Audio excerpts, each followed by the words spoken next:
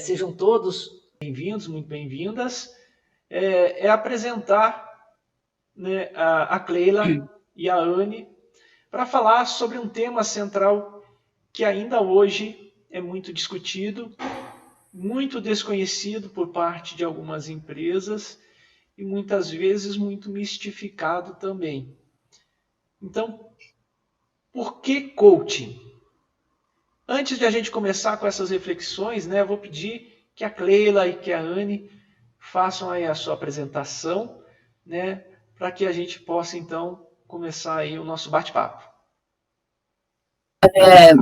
A gente vai fazer uma apresentação invertida. Eu vou apresentar a Anne, que eu prefiro. E ela vai falar, mas bem pouco. A gente não vai falar muito, porque os nossos currículos, né, estão lá para quem quiser ver. O que eu quero falar da Anne é que ela é uma coach. Ela foi a pessoa que escreveu o primeiro livro sobre o coaching no Brasil, em 1999. Eu devia ter ele aqui para mostrar, mas não está. Falha minha. Mas, enfim.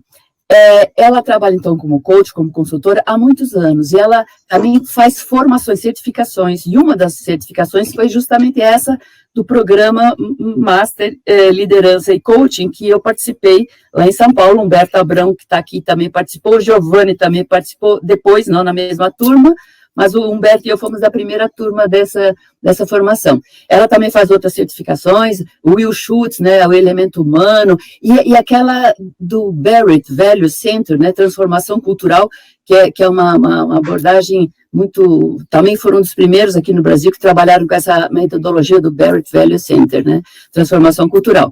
Mas o que eu quero falar da Anne mesmo é que ela justamente foi minha...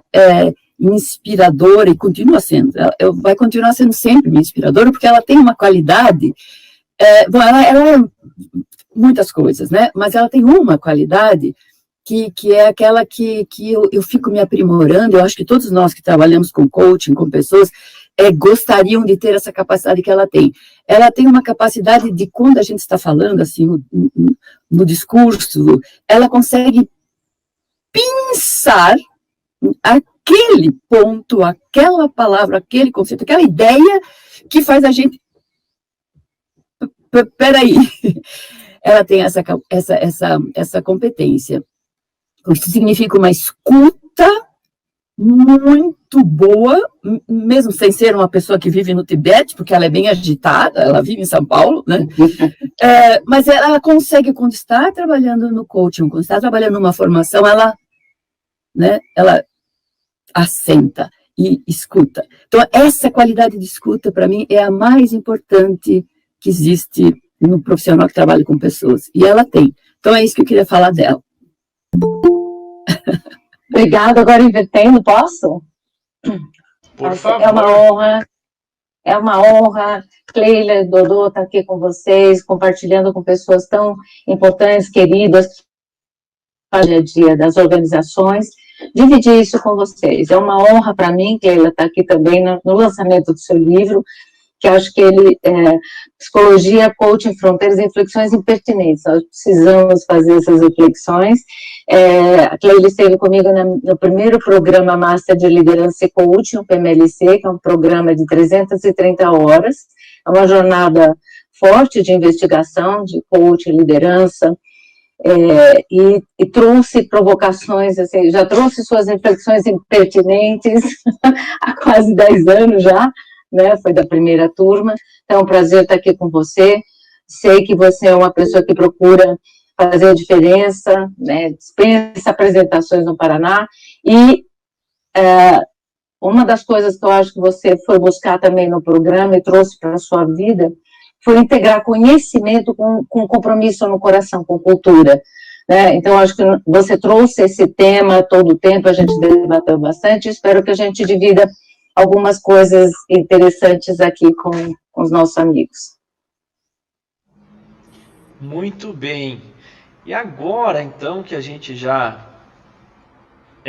se bem que a Cleila e a Anne dispensam apresentações, né? Mas agora, devidamente já apresentadas, vamos falar, então, do porquê escrever, Cleila e Anne. Por que é importante a gente deixar esse legado, né, de um livro? Anne, comece você antes de mim. Tá bom. Eu escrevi o livro porque, primeiro, na época ninguém falava em coaching, né? Isso foi em 98, as pessoas nem sabiam o que era. E eu escrevi o livro exatamente para apoiar pessoas, apoiar alunos em pós-graduação. Foi muito utilizado o livro para isso, para ajudá-los na reflexão e ajudá-los a fazer uma ponte com a prática. Então, acho que a gente que investiga, que estuda, que reflete, que aplica, tem a responsabilidade de não deixar isso guardado conosco. Então, eu senti, provavelmente a Cleila também, a necessidade de dividir isso com as pessoas, de fazer uma diferença. É difícil escrever, porque uma vez escrito, né, se você escrever uma bobagem, ela fica para sempre, né? Então, a gente que é mais crítica também, a Cleila e eu, acho que é um exercício difícil. Mas é importante para poder dividir e abrir esse debate com as pessoas, né? Então, o fato de ter sido o primeiro livro impresso no Brasil sobre coaching me dá orgulho, e ao mesmo tempo todo o espaço que abriu com as pessoas na época, ele era assim, antigo, e na época então, transformação é com a gente mesmo. E mais uma coisa, acho que escrever nos provoca, sabe, a pensar um pouco mais profundo, a refletir sobre as ideias, o quanto elas de fato têm essência nelas para poder transmitir para outras pessoas. Aí, Cleila, você... Bem, veja só, eu não tinha essa intenção, assim, até que fui convidada para ensinar uma disciplina num curso de graduação em psicologia. Fazia mais de 20 anos que eu não dava aula em curso de graduação, mas eu sempre gostei desse campo, sempre gostei de trabalhar na graduação, justamente porque a gente está formando o conceito, né? Mas eu aceitei essa disciplina, se chamava Psicologia e Coaching. Mestre, tipo assim, era bem pertinho da minha casa, eu falei, vou topar para ver como é que voltar a dar aula na graduação. Bem, eu fui recebida, né, com tomates, cebolas, ovos, tudo, porque a visão que os estudantes do 4º ano de psicologia tinham sobre o coaching era a pior. Realmente foi muito difícil, eu até caí assim em mim, né, daquilo, né, demorou um pouquinho para mim entender o que estava acontecendo. E aí eu fui trabalhando na ideia percebi, né, as concepções que eles tinham de coaching, que era o que esse campo, né, nebuloso, dentro desse campo nebuloso do coaching, o que muitas pessoas ficam justamente com a ideia do que eu não considero coaching, né? E eu sei que muitos que estão aqui também não consideram coaching. Então, eu comecei a ser desafiada para pensar sobre aquilo. E, além do mais, era psicologia e coaching, outro tema que eu nunca havia pensado. Eu havia pensado em coaching, mas eu nunca havia feito essa relação. Mas eu estava numa graduação de psicologia. Então, eu tinha que fazer esse pensamento, porque eu estava falando para psicólogos, né, futuros psicólogos, daqui a um ano seriam psicólogos. Como posicionar coaching para psicólogo? E aí eu fiquei olhando coisas que eu já tinha escrito e me dei conta que eu sempre fui psicóloga, coach, né, porque a minha visão de coaching sempre foi um pouco mais profunda, digamos assim. E claro que, não por acaso, eu fui procurar a formação com a Anne, né, e fiz uma outra antes com a Rosa Kraus, mas depois fiz uma com a Anne, que é uma abordagem mais profunda. E aí eu percebi, né, que realmente eu precisava falar, eu precisava ter, era mais uma voz, como a Anne falou, naquele tempo praticamente ninguém conhecia, agora as pessoas conhecem, mas conhecem também muitas coisas que eu não considero coaching, e muitos livros escritos que eu não considero coaching, né? Então eu achei que eu tinha que colocar minha voz também. Então, por isso, reflexões impertinentes, porque muitas coisas são bem do campo da psicologia e do coaching, aquela inter-relação, isso é psicologia, isso é coaching, isso é psicoterapia, isso é coaching, isso é counseling, o que é isso, né? E esses campos, essas fronteiras que não são definidas como uma fronteira linear, né? Elas são fluidas, né? E elas são nebulosas. Então, eu achei que tinha que falar sobre isso, era mais uma voz falando para que as pessoas tivessem mais discernimento, elas pudessem ver A e B e C, né, e pudessem formar suas ideias. esse foi o motivo e o desafio. Como disse a Anne, não é fácil escrever, porque, como disse a Anne, é muito difícil você, não me lembro quem de vocês aqui já escreveu um livro, né? Porque escrever artigo é um pouco mais fácil, porque ele fica obsoleto rapidinho e tudo bem, ninguém mais lembra da revista. Mas o que a gente escreve num livro, não, vai ficar, né? Então, é preciso ter uma certa coragem mesmo. E aí, é assim, tô na chuva, tem que me molhar. Muito bom, importante, né, colocar ali num livro, né, todas essas reflexões que às vezes, né, a gente não encontra, né, muitos profissionais falando. Agora, por que o coaching, né?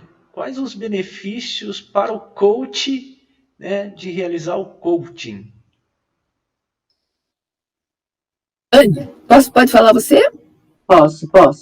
Acho que a primeira coisa que justifica todo esse investimento, e é um investimento, mundialmente, é um investimento gigantesco das organizações e dos indivíduos. Né? Os indivíduos também estão procurando coaching. E por que isso? Porque o desenvolvimento coletivo, workshops e tudo mais, e principalmente os virtuais, agora eles não dão conta de suportar o processo de evolução do indivíduo, principalmente se ele for um líder.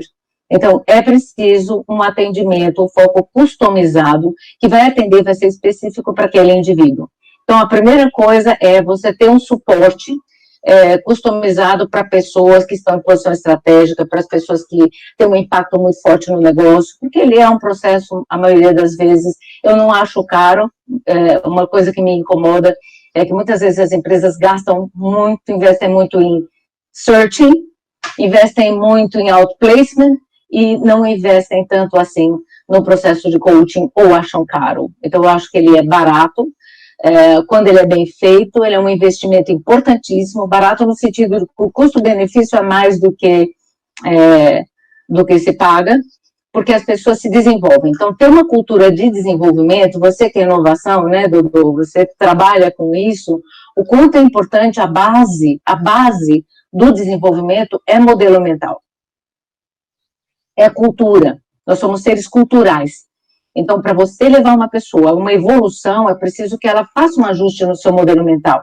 Quando você sobe no pipeline da organização, você também vai tendo acesso e vai tendo expectativa das pessoas de que você se comporte, ou fale, ou se expresse, ou cause um impacto diferente no processo. E muitas pessoas, elas são alçadas à posição de liderança porque deram bons resultados de negócio, e porque são tecnicamente diferenciadas. Não necessariamente elas entendem o papel de gestão do simbólico, de desenvolver pessoas na organização. Então, eu entendo que autoconhecimento é crítico, para mim é muito importante estimular o autoconhecimento, ajudar a pessoa a colocar o seu mapa decisório, o seu mapa de atuação, ela entender quais são os valores, como é que ela atua, quais são os seus valores, quais são as suas forças, como ela interage com as pessoas, como ela estimula outras pessoas, é inspiradora. Então, todas essas questões, ela vai ter um espaço privilegiado no coaching para ela poder fazer essa reflexão e se fortalecer para a sua atuação como líder ou como qualquer outro profissional. E nós estamos num momento do mundo, né, a pandemia trouxe um desafio que outras ondas de mudança cultural não tiveram. A gente teve a reengenharia, talvez alguns aqui não conheçam, mas é de lá de trás, a reengenharia, depois o downsizing, depois Lean, e mais recentemente Agile. E tudo isso demandou um processo de mudança interior que nós não fizemos massivamente. Então, a pandemia veio trazer uma profundidade de reflexão. Quem eu sou, o que estou fazendo na minha vida, qual é a diferença que eu faço aqui com a minha equipe, com as pessoas, o que eu estou aprendendo, o que eu estou ensinando, como é que eu produzo inovação na organização, como é que eu ajudo a organização a se reinventar e dar uma resposta ágil. A resposta ágil é uma consequência de um modelo mental. Então, trabalhar essa cultura em que as pessoas podem pensar de forma ágil, né? Usem a sua capacidade de discernir e criticar, quando ela tem esse espaço, ela fica um pouco mais segura do que ela vai fazer depois. Tanto é que o nosso mantra na Marcondes é liderança forte humanizada. Por que forte? Porque muitos dos nossos coaches, ao longo da Marcondes, faz coaching desde 1986, né?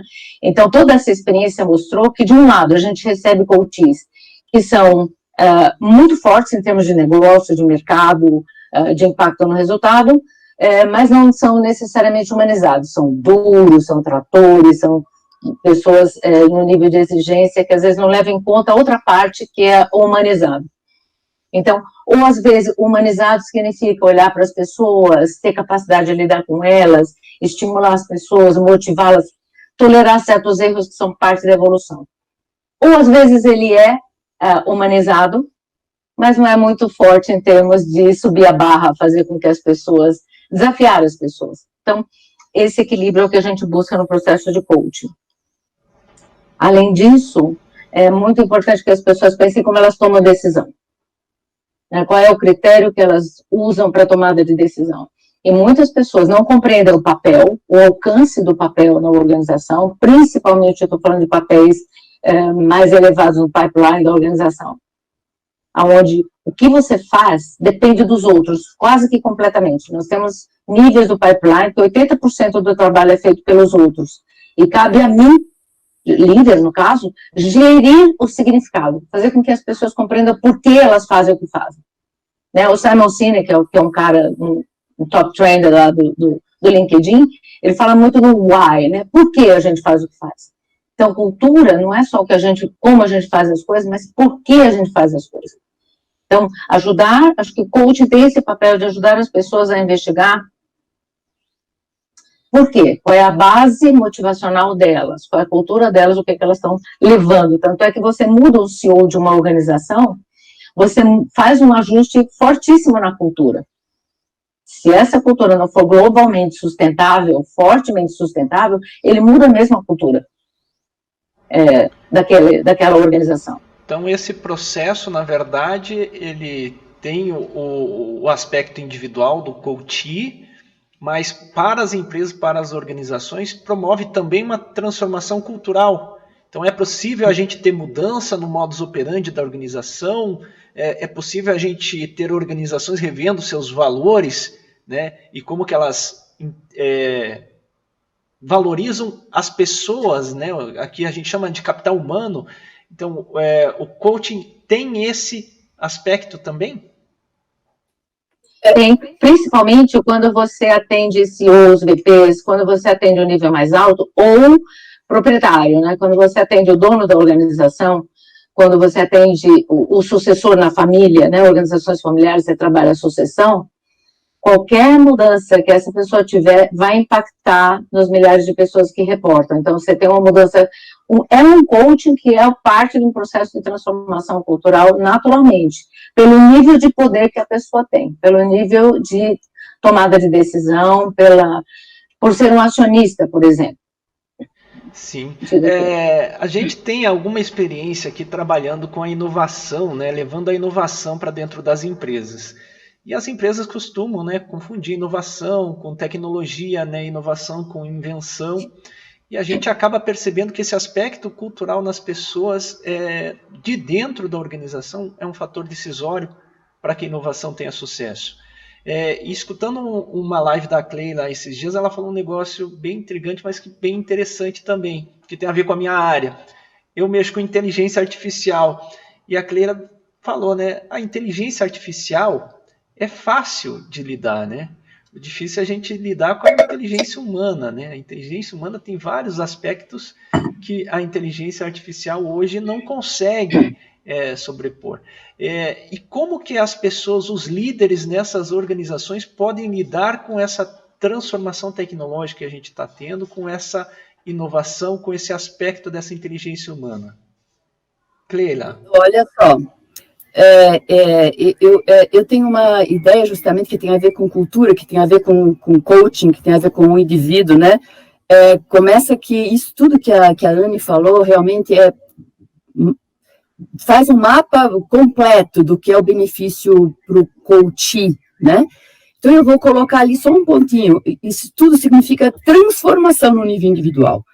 O coaching que a gente trabalha, a Anne e eu, que a gente desenvolveu nessa metodologia e mais algumas pessoas, é focado em transformação. como ela deixou muito bem claro, não é um programa de treinamento, não é uma aprendizagem no nível conceitual, e nem de habilidade somente. Se você só muda suas habilidades, você não sustenta, você tem que se transformar. Então, o foco está muito mais fortemente na atitude das pessoas. Então, isso é benefício para o coach, porque quando ele trabalha suas atitudes, né, a atitude, que é o posicionamento diante das coisas, ele vai mudar muitas outras coisas, né, por conta própria. Então, aquilo é mais sustentável. Além do mais, a questão daí, desse trabalho com atitude, com autoestima, o autoconhecimento, que a Anne falou no nível individual, também fala de uma coisa que no mundo contemporâneo está muito sendo falado por causa da pandemia, inclusive, que é saúde mental. Então, eu gosto de falar saúde mental, eu sei que alguns preferem chamar saúde emocional. Saúde mental, porque eu já fui chefe de uma divisão, na época que se chamava chefe da divisão de saúde mental da Secretaria do Estado da Saúde do Estado do Paraná. Já fui isso. Já fiz a gestão de ambulatórios de saúde mental e hospitais psiquiátricos do Paraná. Então, a gente sempre trabalhou com a ideia de prevenção à doença, mas promoção à saúde. Então, essa ideia de promoção à saúde tem a ver com cultura. Porque o que acontece atualmente é que as pessoas, inclusive a inteligência artificial, e agora eu vou fazer uma misturinha aqui. As pessoas estão tão fascinadas com a inteligência artificial e estão se identificando com ela. E a neurociência, que é uma teoria, né, que também trabalha com esses modelos mais do cérebro, ela apoia toda essa visão de que tudo tem a ver com o indivíduo, tudo está no cérebro. De uma certa maneira, quando há um problema de doença ou de burnout, estresse ou qualquer tipo de problema ocupacional, as pessoas tendem a achar que o problema está no indivíduo, não na saúde emocional. Não, é na saúde mental, e a saúde mental depende da família, da sociedade, da organização, da cultura. Então, saúde mental tem que ser entendido como algo que tem a ver com uma história. Então, o sujeito que adoece, ele é o porta-voz de um problema que está acontecendo num conjunto maior. E isso é cultura, isso é trabalhar a cultura, isso é trabalhar o indivíduo e a cultura.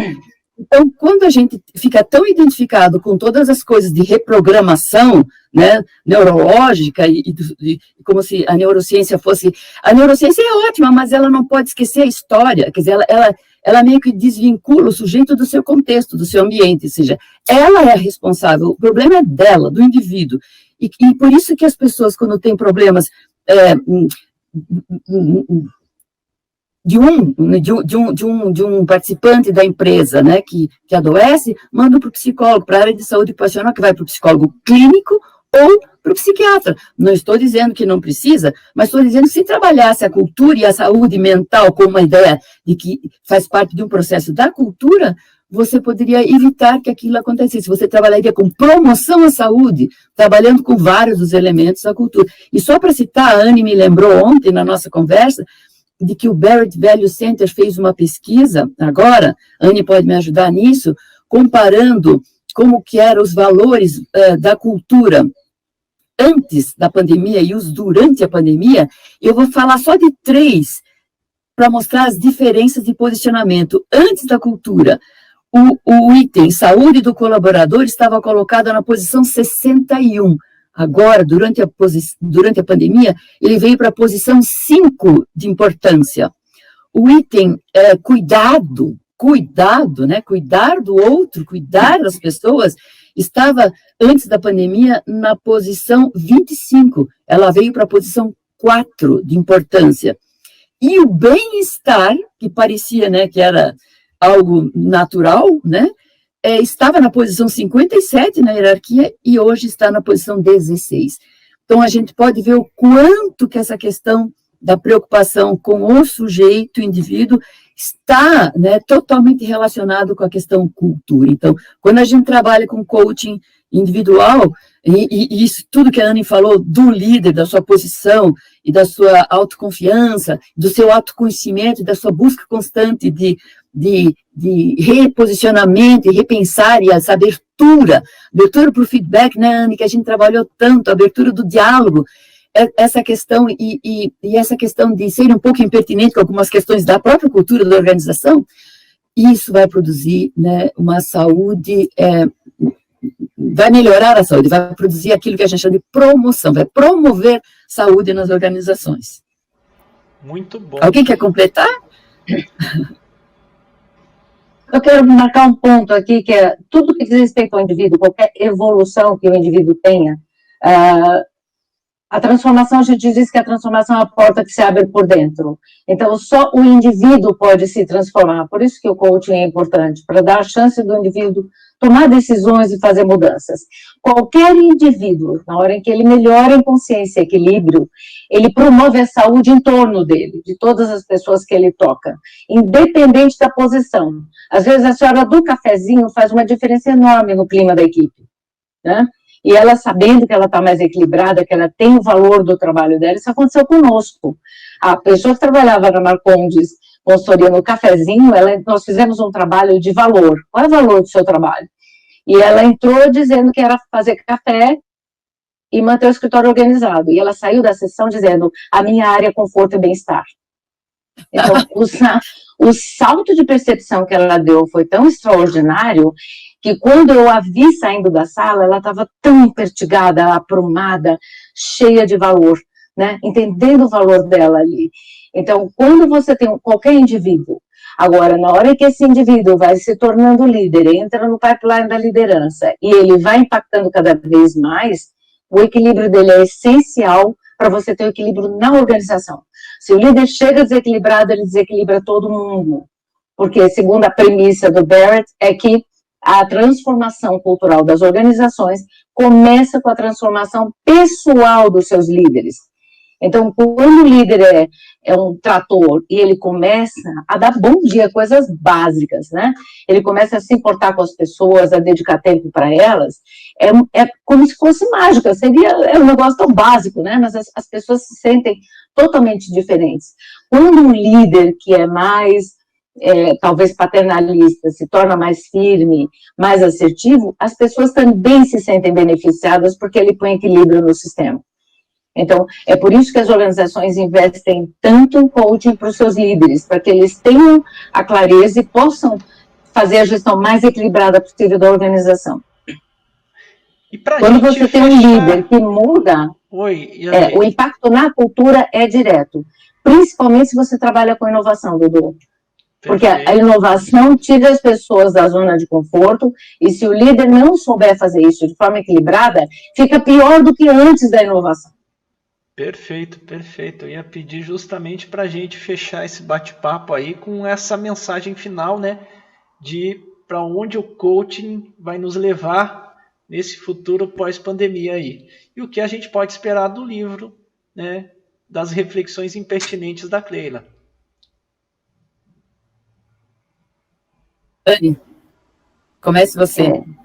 Eu penso que a Cleila traz uma contribuição maravilhosa com impertinência, porque nós somos seres culturais, paradoxais e emocionais.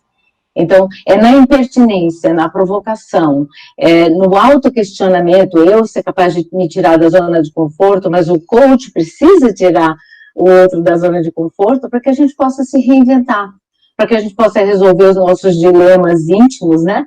E os dilemas e as dificuldades que a gente possa ter com outras pessoas. Então, a impertinência é a semente da inovação, da reinvenção pessoal e organizacional. Então, convido todo mundo a ler o livro, a divulgar, para que a gente possa ter mais pessoas entendendo o coaching de forma mais precisa e profunda. Não, perfeito.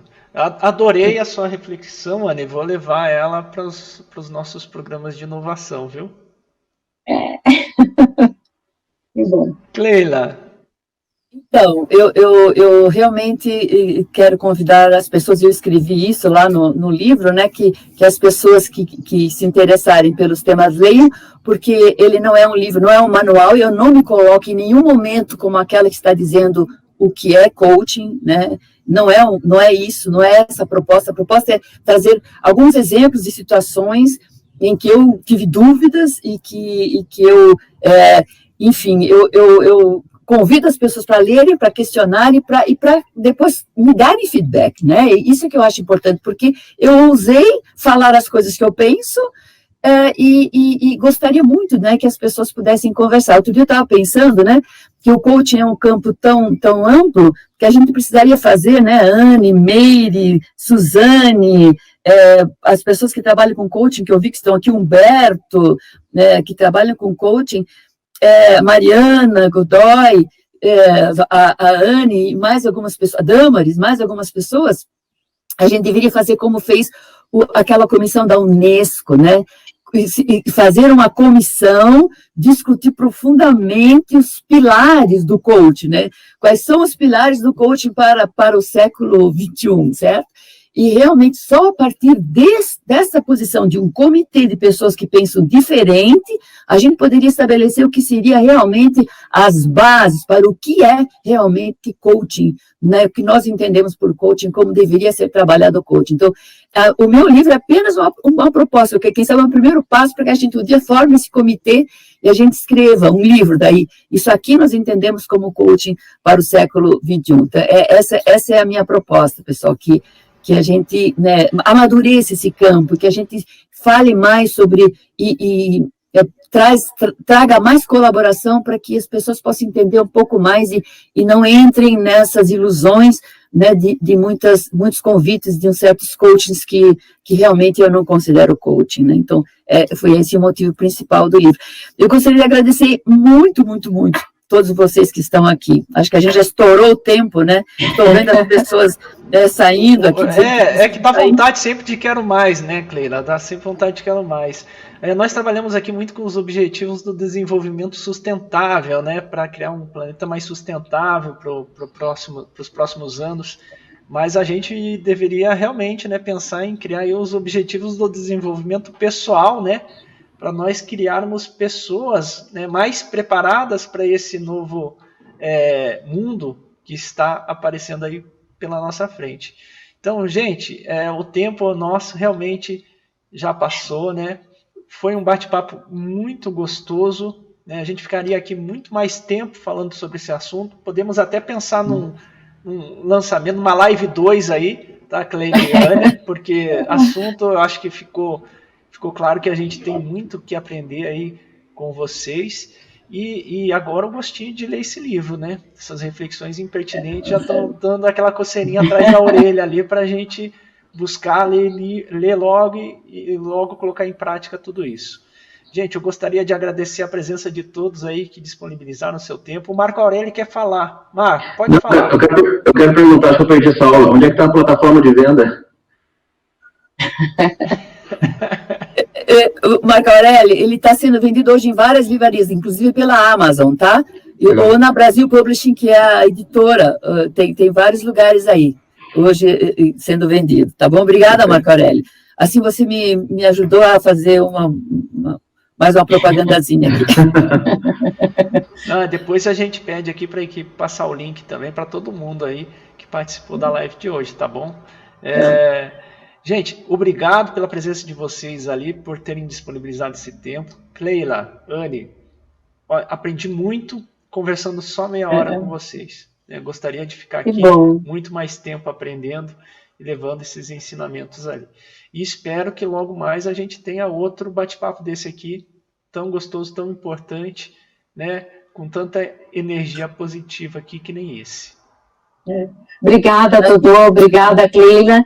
A pesquisa do Barrett Value Center é um tema interessante, porque ela fala o que as pessoas esperam dos seus líderes para o século XXI, que mundo elas esperam. Então, quem sabe a gente tem uma próxima. Cleila. Opa, ótimo. Vida longa e prolífica para o seu livro. Muito obrigada pelo convite, é uma honra estar aqui com vocês e obrigada a todos que participaram. Fiquei muito feliz de estar aqui com vocês hoje. Obrigada também a todos, a Anne em especial, Dodô, Cauana, que me apoiaram tanto nesse processo. Tchau, tchau, tchau. Obrigado para todos vocês. Tchau, tchau, gente. Obrigado. Tchau. Tchau, gente. Beijo. Jane também. Tchau, tudo de bom. Sucesso.